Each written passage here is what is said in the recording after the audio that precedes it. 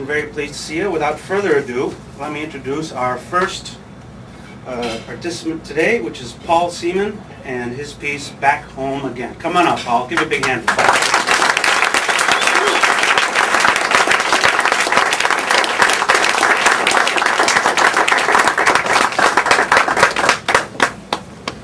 So ostentatious of me, I know. But, we tried to get it printed out. We got something printed out. Sorry? Pardon me. It's not obvious I don't do this every day. All right. Hello.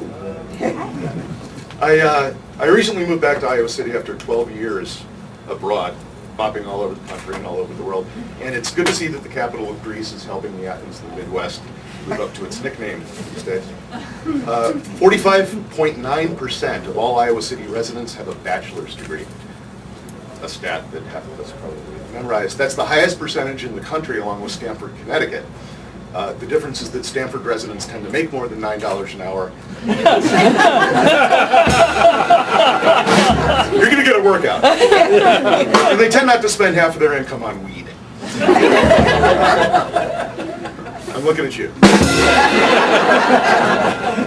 UNESCO, you'll hear this a lot, recently named Iowa City an International City of Literature. That's news to some of you.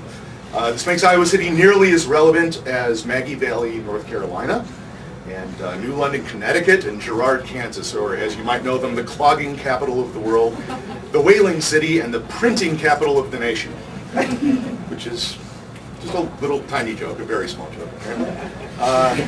As long as hipsters ride Chicago's L trains, as long as disaffected suburbanites need book clubs as an excuse to drink, as long as new arrivals to Brooklyn need to demonstrate their unique adoption of broad cultural trends, we will need books for these people to display, if not exactly to read. In order to reassure folks that this week's dose of upper middle class self-importance and budding sexual identity actually has more to say than the average airport kiosk purchase or stop sign, we will need to call some of these books literature. And as long as lonely kids from Westchester and San Francisco need a place to prove how gritty they are, Iowa City will provide them an opportunity to write that literature.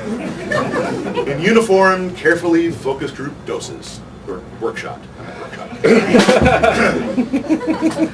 New York, Paris, and Berlin all failed to make UNESCO's cut. Instead, Iowa City joins Edinburgh, Scotland, which is famous for train spotting, and Melbourne, Australia, which is probably famous for a book about a kangaroo or a dingo.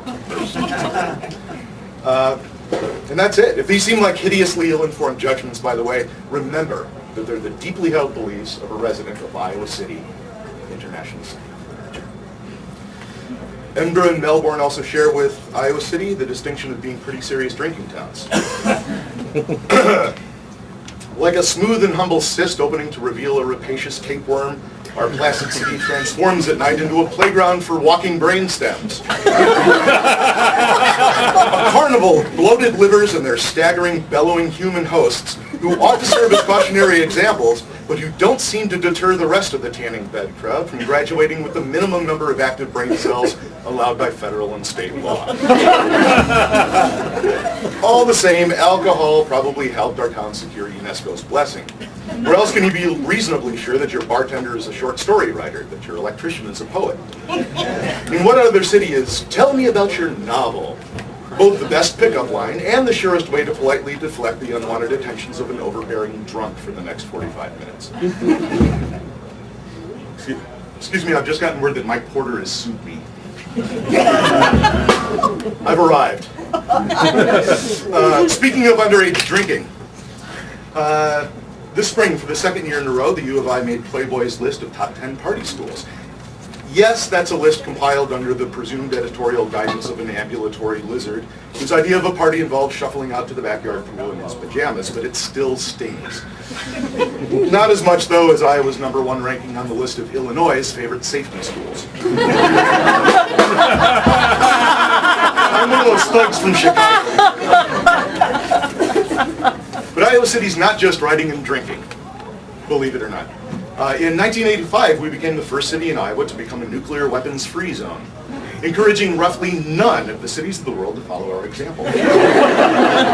same courageous sanctimony in the face of blank indifference led to the wholesale ban on shark finning on Iowa City shores, and in 2007, to our town granting full legal status and protection to hallucinated Americans. There's really not enough time here to adequately celebrate Iowa City's subtler charms. Its placid tree-lined streets full of comely homes, its heaving intellectual energy, its legions of graying wage slaves who never saw much reason to leave. I did for a bit, but let's call that a big vacation. Love you, Iowa City, and it's good to be home. Thank you so much.